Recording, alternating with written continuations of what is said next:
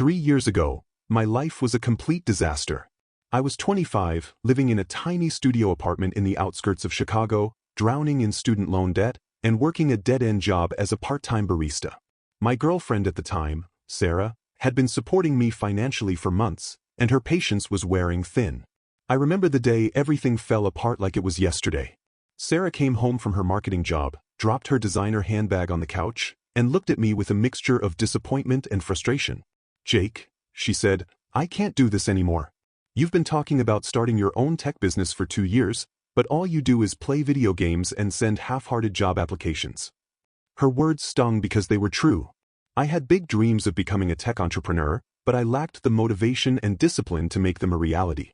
My computer science degree was collecting dust, and my confidence was at an all-time low. The next day, Sarah packed her bags. "I need someone who has ambition," she told me. "Someone who can match my drive and passion." Just like that, our 3-year relationship was over. I was alone, broke, and feeling like a complete failure. With nothing left to lose, something inside me snapped. The next morning, I woke up at 5 a.m., made a pot of coffee, and started seriously working on a business plan I had been procrastinating on for months. It was a software solution for small businesses to streamline their customer service processes, something I had conceptualized during my last semester of college but never pursued. I spent every waking moment learning, coding, and refining my idea. I sold my expensive gaming equipment, picked up extra shifts at the coffee shop, and used every spare dollar to build a prototype. My days became a blur of coding, networking, and relentless self-improvement. 6 months later, I entered a local startup competition with my minimum viable product. To my surprise, I won 3rd place and caught the attention of a few angel investors. The prize money and initial investment were modest, but it was enough to quit my barista job and work on my startup full-time. The next 2 years were grueling. I lived on instant noodles, worked 18-hour days, and sacrificed everything for my dream. My social life was non-existent, but I was driven by a burning desire to prove to myself, and everyone who had doubted me, that I was capable of success. Little did I know, my life was about to change dramatically. The software platform I had been developing was about to become a game-changer in the customer service industry, and Sarah would soon re-enter my life with a very different agenda. By the time I turned 28, my startup had become a major player in the customer service software market.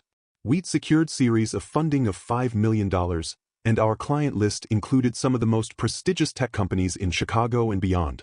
The transformation was almost unbelievable, from a broke barista living paycheck to a tech entrepreneur with genuine market traction. The first sign that Sarah was trying to reconnect came through a mutual friend's Instagram post. She liked my comment, then sent a careful, casual message asking how I was doing. I was polite but distant. At this point, my life was completely different. I'd spent 2 years rebuilding myself, not just financially, but mentally and emotionally. My company, Service Inc., was solving real problems for businesses. We'd created an AI-powered customer service platform that could predict customer issues before they escalated. Silicon Valley tech blogs were starting to take notice, and venture capitalists were sliding into my LinkedIn messages. Then came the day Sarah reached out directly. It was a sunny Tuesday afternoon when her message popped up. "Coffee?" it read. Something that would have made my heart race a few years ago now barely registered an emotional response. We met at the same coffee shop where I used to work. The irony wasn't lost on me. She looked different, more polished, more calculated. Her opening line was carefully crafted. "I always knew you had potential." I listened as she talked about how proud she was of my success, how she had always believed in me. But I knew the truth. She hadn't believed in me when I needed support. She had left when things were tough, when I was struggling to find my path. Sarah wasn't subtle about her intentions. Within an hour, she had mentioned her desire to reconnect multiple times.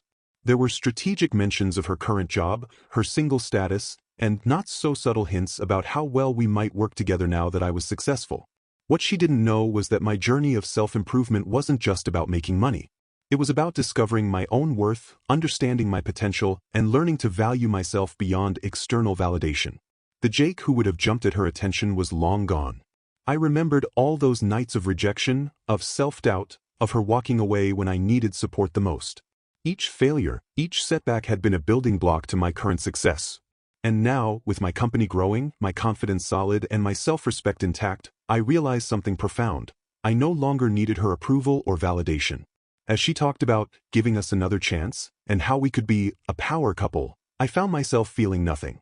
No anger, no excitement, no longing. Just a calm, clear understanding that some doors are meant to stay closed. Little did Sarah know, my response would shock her more than she could imagine. The conversation with Sarah reached its climax when she finally dropped her carefully constructed facade. "So," she said, leaning forward with a calculated smile, "I was thinking we could talk about our future. My family always loved us together, and now that you're successful—" I interrupted her mid-sentence. "There is no Sarah." Her expression changed instantly, from confident to confused, then slightly desperate. She tried to backpedal, switching tactics. "I mean, I always saw your potential. I never really gave up on you." I couldn't help but laugh. Not a bitter laugh, but a genuine, almost pitying chuckle. "You gave up on me the moment things got tough. When I needed support, you walked away." Success isn't just about money, it's about character, resilience, and staying committed when everything falls apart. The irony of the moment wasn't lost on me. The woman who once told me I wasn't good enough was now desperately trying to attach herself to my success. But I had learned too much during those difficult years to fall for her manipulative tactics. I continued, "The Jake you knew is gone. I rebuilt myself from nothing. I learned that my worth isn't determined by my bank account or by someone else's perception of me. I did this for myself, not to impress anyone, especially not you." Sarah's face went through a range of emotions: shock, anger, desperation. She tried one last approach. "But we could be so good together now. Think about what we could achieve." "No," I said firmly. "I'm not interested." The rest of the conversation was a blur. She tried several more tactics: guilt, manipulation, even subtle threats about how she could potentially damage my reputation. But I remained calm, collected, and absolutely certain of my decision. As she left the coffee shop, I felt a sense of complete freedom. My success wasn't about proving her wrong, it was about proving to myself that I could overcome any obstacle. The journey had been about personal growth, about understanding my own worth, about building something meaningful from nothing. My company continued to grow. We expanded to 3 more cities, secured additional funding, and became a leader in customer service technology.